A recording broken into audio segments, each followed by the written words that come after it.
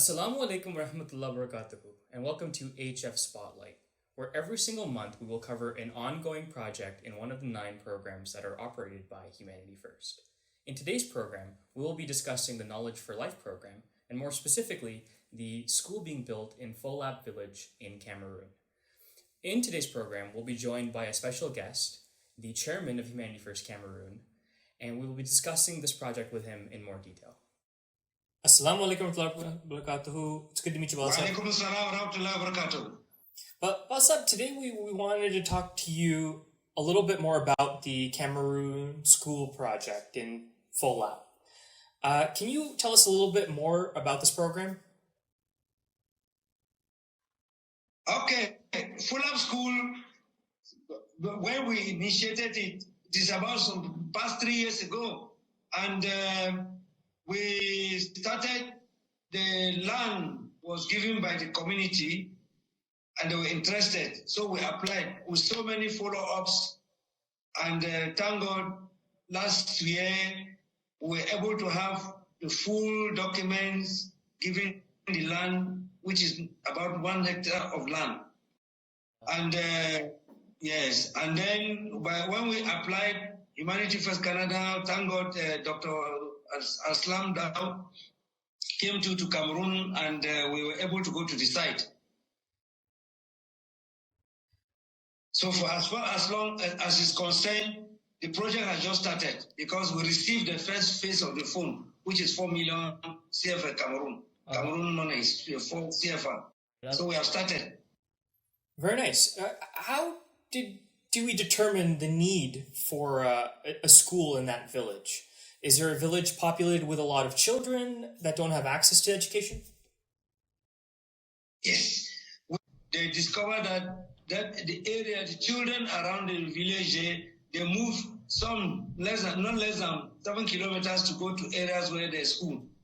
Okay. And there are so many of them, more than 300 children. So there was a need for over 300 children in that village that would otherwise have to travel long distances in order to get access to education. I assume the children that are involved are very excited. Can you talk a little bit more about that?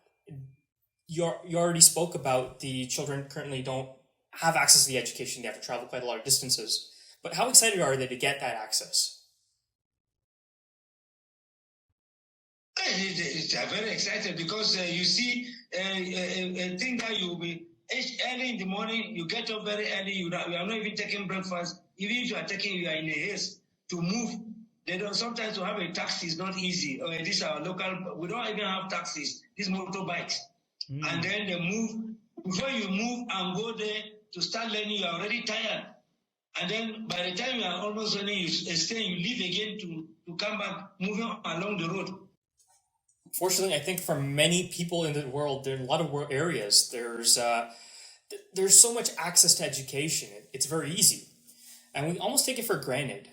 To hear describe the scenario, that the situation in the field that a lot of the children have to go through, I'd agree that the need for this program and for this project in particular are very necessary in order to provide that much needed access to education. Something so basic as education, everybody should have access to.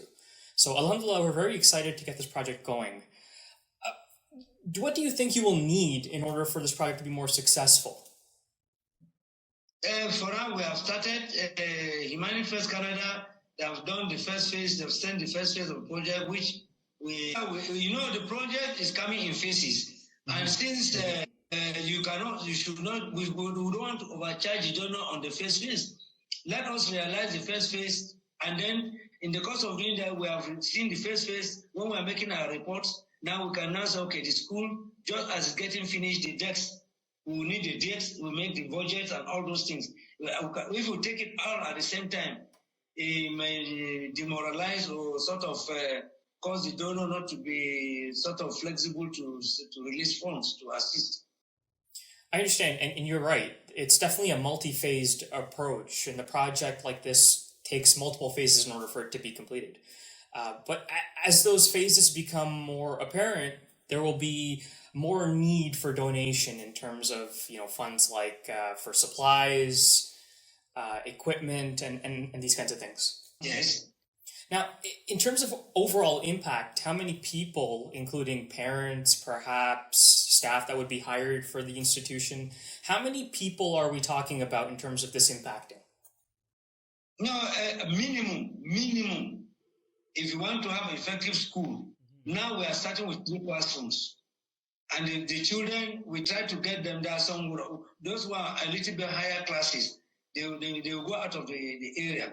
But then if you want effective school, minimum should not be less than seven persons.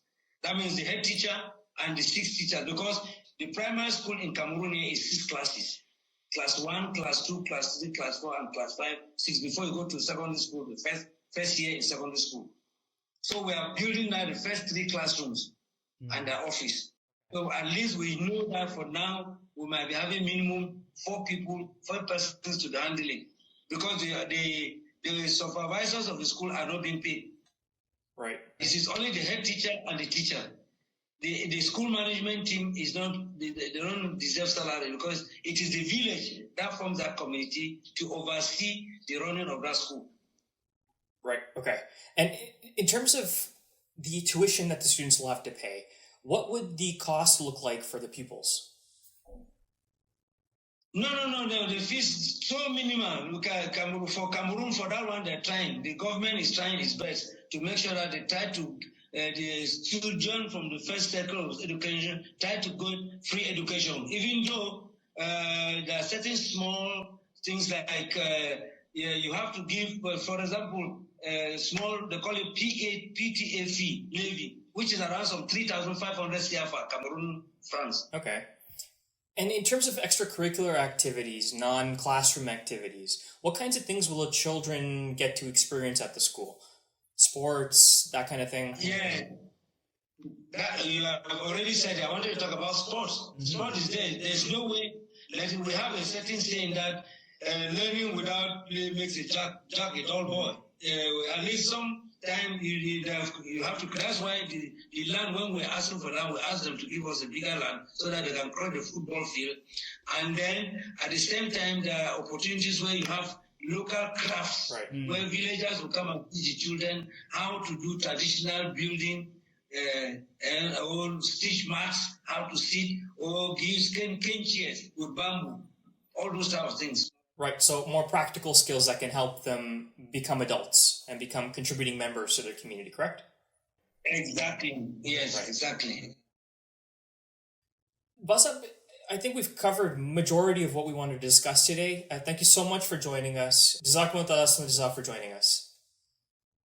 Inshallah, Jazakallah also. Well, I want to thank you, and may Allah continue to bless you, all humanity staff, Humanity First staff in Canada, even those in Cameroon, for giving that time to contribute for the sake of humanity. May Allah continue to be our helper. Ameen. I can't echo your words enough. Ameen. Jazakumullah jaza. Assalamu alaikum wa Jazakumullah, and thank you very much for listening to this segment of HF Spotlight. We hope you learned something and will join us for the next one.